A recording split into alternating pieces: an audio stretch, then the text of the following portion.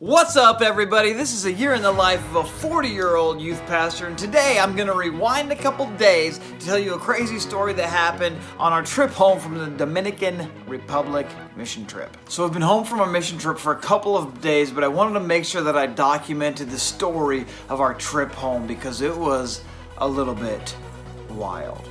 We're here in the airport in the Dominican Republic, about to get on our plane, and a 16-hour-long travel day. We left at 9:30 a.m. from the church. We're about to get on the bus, and we're going to get home to our house about 1:30 a.m. 16 hours of waiting in lines, riding on airplanes. Well, that was our original plan, but then our flight from the Dominican Republic got delayed about an hour and a half, which set off a chain reaction of unfortunate events. We're about to miss our flight, everybody, so we're running through the airport. Here we go. Missed the flight.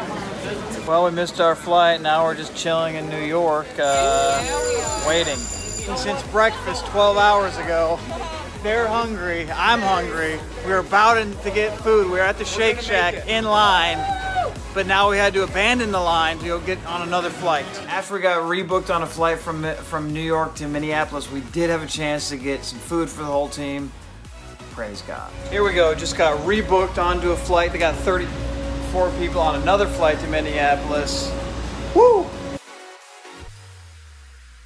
Running through the airport again, everybody.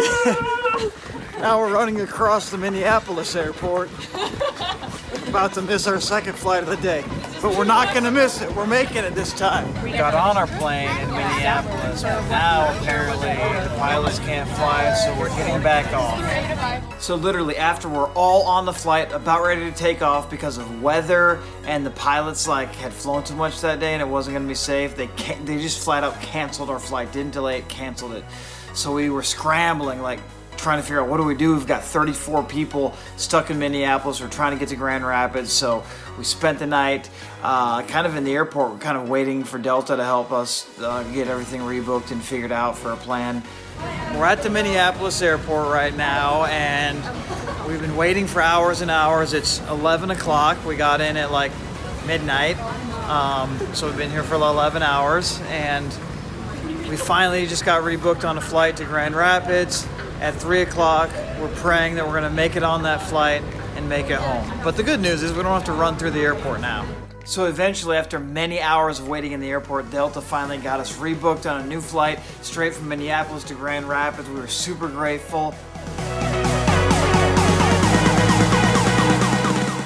Our last flight did get delayed an hour, but at least we made it home. It's 7:45 p.m. and we have finally finished traveling, but hitting up Chipotle.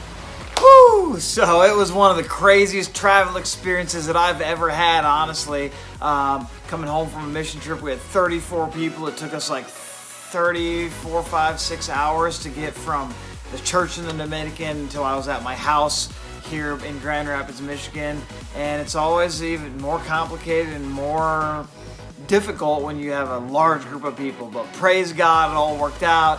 It was good. Now everybody on our team has a wild memory to cap off the incredible experience that we had in the Dominican Republic. So that was my day a couple days ago, but this is day number 203 done.